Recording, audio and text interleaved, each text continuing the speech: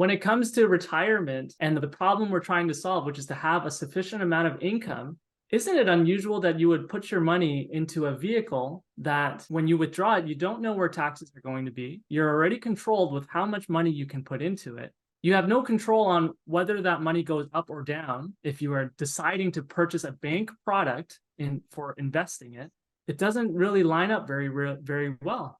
We're always trying to find ways to save tax, right? That's the big buzzword out there. Want to pay less tax. And well, maybe if you want to pay less tax, you should probably just find a way to get out of this place in general, because I don't think that the taxes are going anywhere. But my colleague Henry and I today are going to go through RRSPs, what they are, really understanding how it works, and so that you can understand whether or not, hey, is this a good avenue for you to go or not? And the reason why I brought up tax is because generally speaking, you hear from people that say the best way, especially for T4 people, to lower their income bracket is put money into an RSP, right, Henry? Absolutely. When everybody sees and hears about an RSP, the first thing that comes to their mind by default is they're going to take the money that they earn and they're going to deposit into a RRSP so that they can get a tax refund from the government. And we're going to dive into really explaining what an RRSP is for beginners, and we're going to do as much as we can for what you need to know about it. So what are some of you said we're going to go through RRSP for beginners. Is there some specific things that we're going to cover in the video? For sure. So what is an RRSP? Well, an RRSP stands for a Registered Retirement Savings Plan. And this is a government-designed plan that is a savings account to help Canadians save for retirement. The government works with banks to facilitate this RRSP. And the RRSPs, when you put money in, which is known as contributions, are tax deductible, meaning whatever your tax rate or that you have to pay on your income, when you deposit some of that money into these RRSP accounts held at a financial institution like a bank, then you are able to reduce your income for that specific period. And therefore, that ultimately will bring you to reduce your tax bill. Now, who can contribute to an RRSP? It's anyone who's Canadian, and you can only contribute to an RRSP until you're 71. Okay, so we touched base on what an RRSP is and who can contribute. So let's break that down a little bit. To me, you occur to a guy who's very clear and concise and specific about what you talk about. You don't strike me as the type of person who would talk about something if you weren't really well-versed in that subject matter. Is that a pretty fair statement? Very fair. I'm very direct. Yeah, so having said that, would you say that the language or the words that you use are pretty darn important? For sure, absolutely. Okay, so you had mentioned RRSP, Registered Retirement Savings Plan. Registered with who? The government. Retirement, we all know how most people rolling around Ascendant Financial feel about that word, particularly Richard Canfield's not a big fan of retirement, but now savings. Now I do understand that you can save in an RRSP. Like you could put money in there and put it like in cash or like a money market where there's like very little exposure to investment. But generally speaking, like people are not actually saving money in an RRSP, right? Isn't that an investment vehicle? That's what they believe it to be. And you know what the best part is, and why you think banks want to participate with helping the government in helping for your retirement? Because they get to issue products that you can use that money to purchase. Right. So you're purchasing a product and you're putting money in this. Again, I just find it fascinating with the language that they call it a savings plan, when generally speaking, because if you save money, you're not really supposed to be exposing that money to risk of loss. That's how I understand savings to work versus investment. Yep. Nothing wrong with investing. That's not what we're saying here. But when I invest money, yeah, I can grow it, but I'm putting at risk of loss. Is that a fair statement? When you introduce the term investment, there is a risk of loss. Yeah, so I just find it kind of fascinating that they call it a retirement savings plan. And I find that interesting. And so we're talking now too about one of the reasons why people put money in there is maybe to invest it and grow it and save it, quote unquote, for the future so that they can have money to draw down in the future when they're maybe not working or what have you. But one of the primary reasons that people put money into the RRSP is so that they can reduce their tax burden today. One of the things we talk about when we're talking to people about, this process called becoming your own banker, the infinite banking concept, is we say, look, unless I understand the problem that I'm trying to solve, it really in anything, but specifically as it relates to this process, becoming your own banker, unless I understand the problem that I'm trying to solve, there's no point in going any further until I really understand the problem.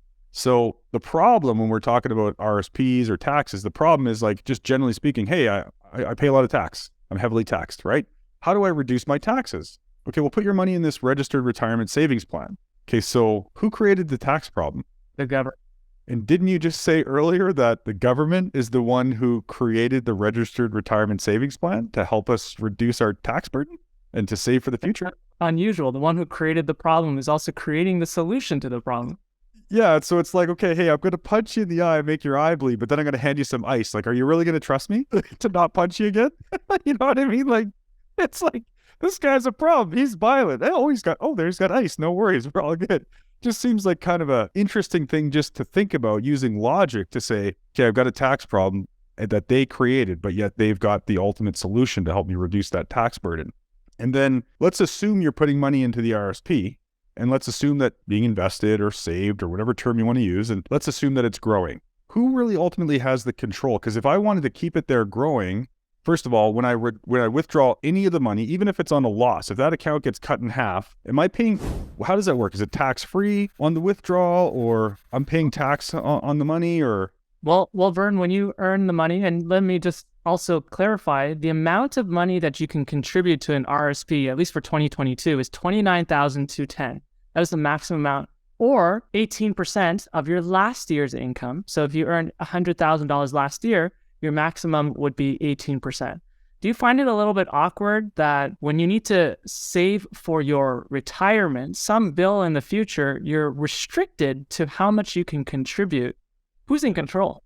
Yeah, exactly. So they set the rules on how much I can even save in there, or deposit, or whatever term you want to use. And then at some point in the future, I'm either going to want to withdraw it, or the government's going to make me withdraw it. Is that right? That is absolutely right, because at age 71, your RSP ends and you will need to convert that to, well, there's three options, but the most common option is to move it into what's called a registered retirement income fund, or a RIF. And that is where they have a minimum annual withdrawal. And so going back to when you have lost money in your RRSP, because the money went into a RRSP or a RIF, it has entered into the government's sphere in which they dictate the rules. And if you need to get that money out of that sphere, now you have to pay taxes on that exit. Wow. Okay. So I don't have as much control over how much I can put in. Nope. I pay tax on every dollar I withdraw, whether I withdraw it the very next day or 30 years in the future. Correct. Now, if I decide not to withdraw it because maybe I've done some other things, maybe I've purchased a bunch of other assets that produce income, maybe I've got, I don't know, a pension, like I have a good problem, which is I have too much money. Yeah. So I don't need this RSP money. So maybe I'm thinking, oh, this would be a good inheritance. Maybe I could pass it on. I have to do some other additional planning, because even though I don't need the money, by the time before I turn 72, at the end of my 71st year of life, they're now going to start making me take it out. And I don't even get to dictate the minimum that I take out. They're going to tell me what the minimum is going to be.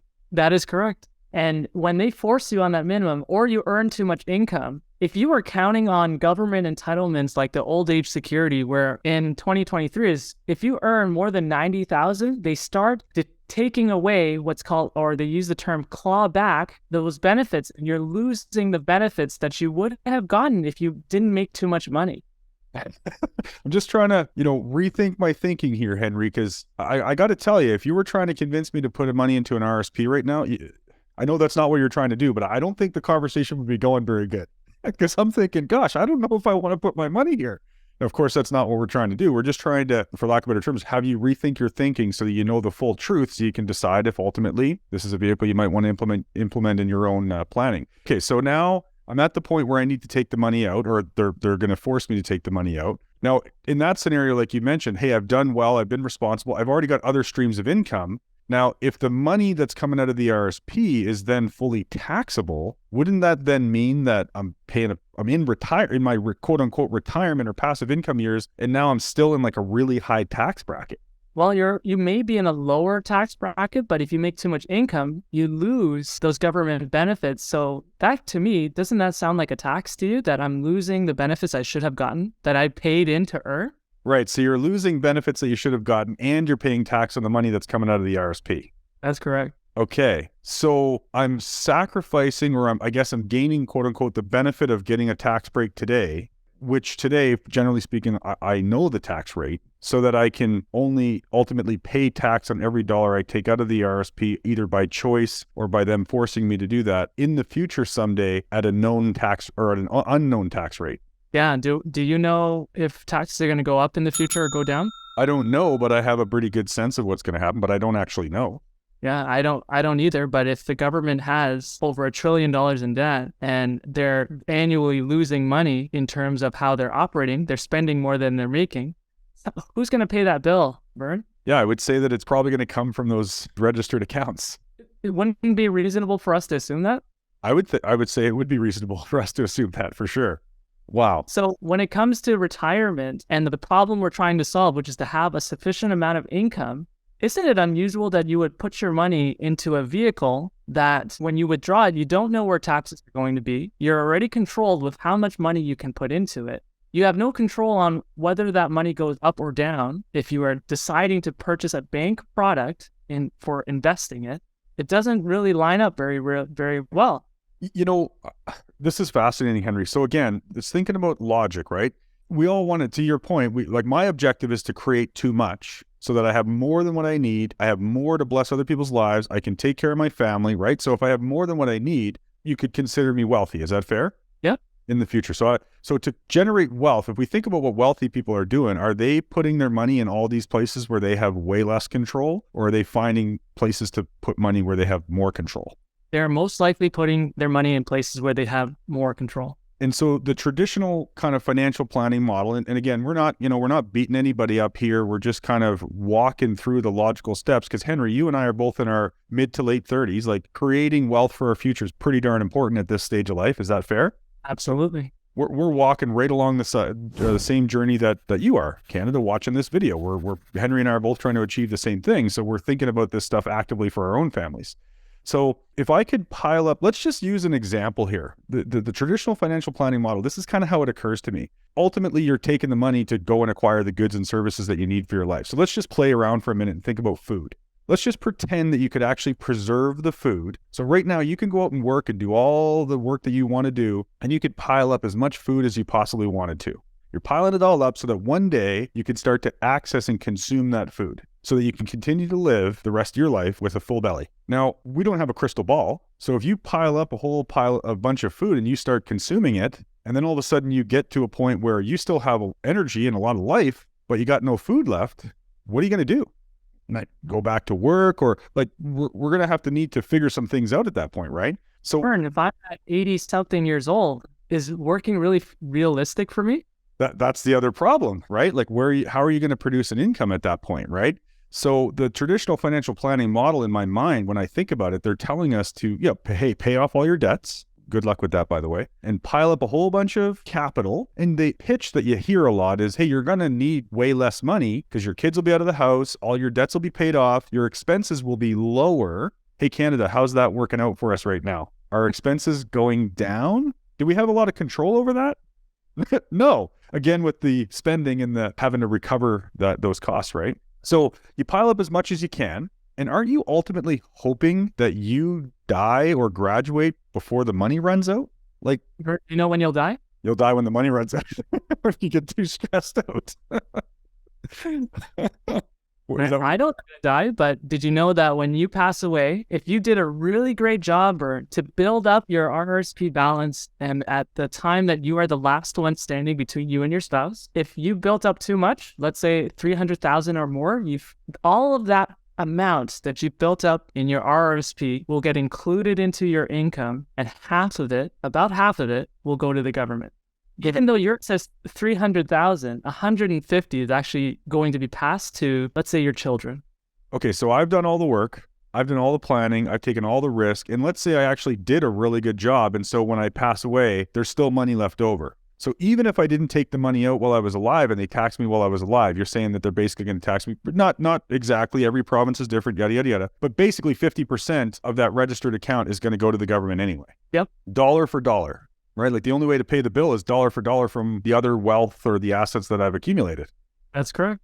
Holy smokes. So Just circling back to what I was saying again, like if you just look at, well, first of all, that's not a very positive outlook at the end to say like, hey, if I have something left over, I know about half of it's going to go to the government. But if you think about like when you're in your passive income years, like we're working really hard right now. Like, yeah, we want to enjoy life today, but we're hoping the whole plan is to like build up enough wealth so you can enjoy passive income time and you can enjoy your life and do things that you're more passionate about or whatever. But yet the entire time you've got this fear in the back of your mind that like, what if I run out of money? What if the market takes a hit? What if taxes increase? What if expenses go too high? Like, what if I run out of money? If you think about, let's say that God forbid, like if we were to suffer like a terminal illness, if one person is sitting there, exact same people, exact same profile, we are like identical twins, both have the exact same illness and ailment. One person has millions of dollars because they planned right or they had insurance or whatever it is. They're not worried about financial stress at all. The other person doesn't know how they're going to pay their mortgage next week. We're not doctors, but who do you think is going to have the more likelihood of recovering and living a more fulfilling, long, healthy life? Well, the one that properly planned with insurance and different way.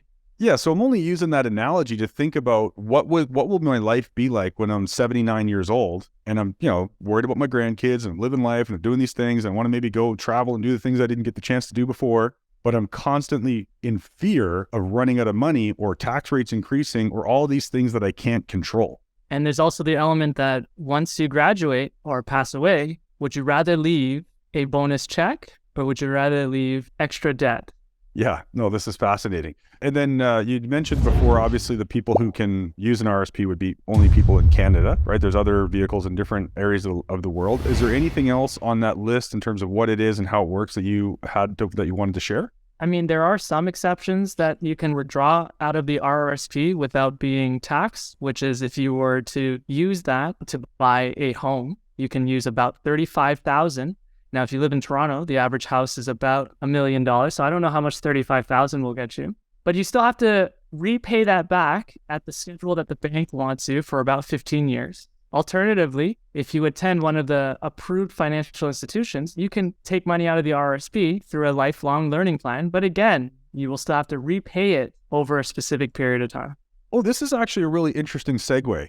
So again, we started the call by mentioning this book, The Infinite Banking Concept, Family Banking Process. That's what we coach our clients to implement here at Ascendant Financial through our channel here, The Banker's Vault. So make sure you go to the link below in the description, watchibc.com, so you can learn more about the process of becoming your own banker. But the reason why I shared all that is because you just mentioned borrowing. So I just kind of find it interesting when we talk about implementing the process of becoming your own banker, sometimes people collapse the process of becoming your own banker with the tool or the product that we use to implement the process, which is dividend paying participating whole life insurance. Just because I have a dividend paying policy doesn't mean I'm becoming my own banker because I'm not necessarily implementing the process. But again, long-winded way to say that I have the opportunity to borrow from the value of my cash value of my policy, and I can borrow from that without interrupting the growth. I can use really any tool to implement the process of becoming your own banker. It's just that dividend paying whole life insurance seems to be the best tool that we've been able to find to implement the process. But you mentioned borrowing from your RRSP for a very specific reason. Not because I want to buy a car, not because I have another investment opportunity, not because I want to help my kids with something, but because I maybe A, am taking advantage of the lifelong learning program, or B, maybe I'm a part of the first time homebuyer program. And so if I were to do that and I say, hey, this is a good opportunity for me, I'm going to go and educate myself and do something different. I'm going to borrow from my RRSP. What I caught was you said that the government or the bank is going to tell you how you have to pay that back over a scheduled period of time. You don't even have control over the repayment for that process. That is absolutely correct. So when you are borrowing money, and let's be very clear here, withdrawing the money out of the RRSP, you are withdrawing. You're not really borrowing it. The government will set a schedule that you need to repay the amount of money. Otherwise, that amount starts getting included in your income in the year. Okay, so you're going to get taxed on the money that you took out if you don't pay it back on that schedule. That is correct. Okay, fascinating. A couple of weeks ago, in fact, if you're in Toronto on April 28th, 2023, you can see my smiling mug sharing some of this there. But what I shared, and Henry, I know that you'll be at the event. Can't wait to see you in person. But I shared a couple of weeks ago in Calgary, one of my slides, it says, what is the value of control? And then I get some participation. I say, hey, what comes to mind? Leave a comment when I'm saying this right now. I'll pause for a second. What do you see as the value of control, especially when it relates to your capital, your money that you've worked for? What's the value of having control over that money? So the words that people were yelling out were words like freedom, flexibility, peace of mind. I even heard somebody say infinite. So the value of control, you can't measure the value of control. And I would assert that if you're out to create wealth, if you're out to create peace of mind, if you're out to create abundance, I would say that control is a pretty important element over being able to produce that result. Would you say that's a fair statement, Henry? So when we're thinking about, you're familiar with the Pareto principle, right? The 80-20 rule? Yeah. So if we think about putting money into an RRSP, that analogy kind of comes to mind.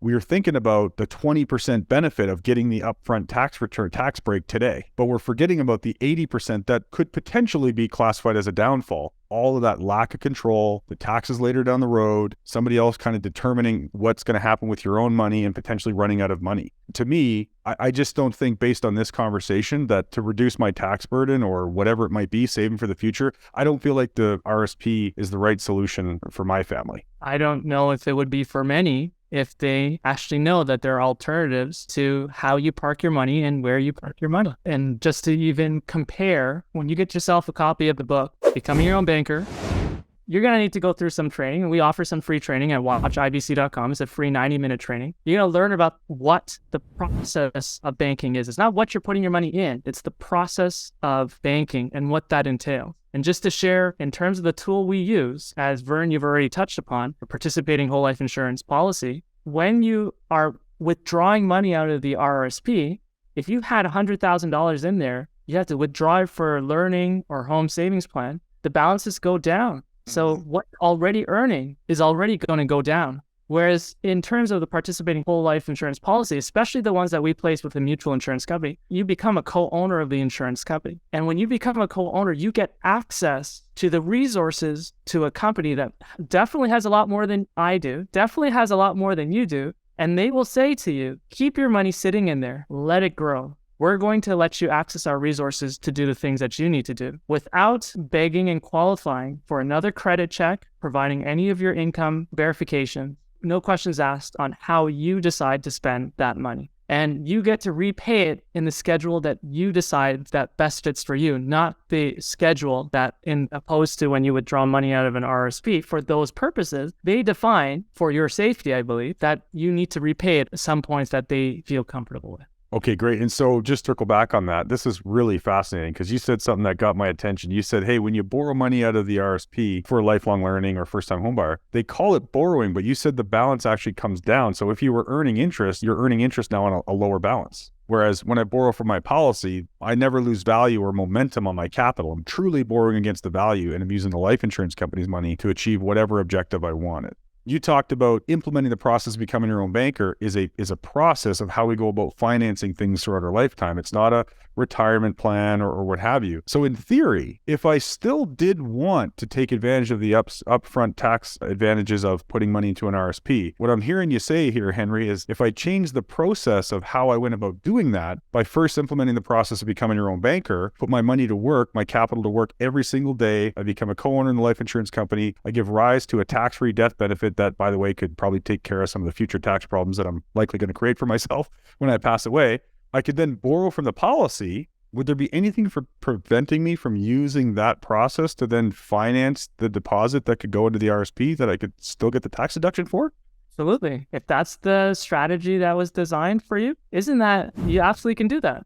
I'm just rethinking my thinking here, Henry, as we're going through the call. So aren't there different ways to do things? There are different ways to do things. And correct me if I'm wrong, didn't you do a webinar pretty recently that would be found on our YouTube channel, The Truth About RSPs, or remind me, Henry? In our Banker's Vault, I've done some pretty detailed deep dives on the truth about RRSPs, what happens on withdrawal, what happens when you turn 71, and explaining for beginners, everything you need to know about RRSPs. There's definitely a lot more details you need to know. And the reason is because it's a government design plan that they gave a lot of rules that you need to be very much aware about. And the most recent webinar will talk about also components related to what happens to when you depend on too much on the government's design plan. Okay, so if you want to get an expanded explanation of even deeper into what RSPs are, how they work, and what you need to know for the future, that link is going to be right here where I'm pointing down. You'll be able to find it.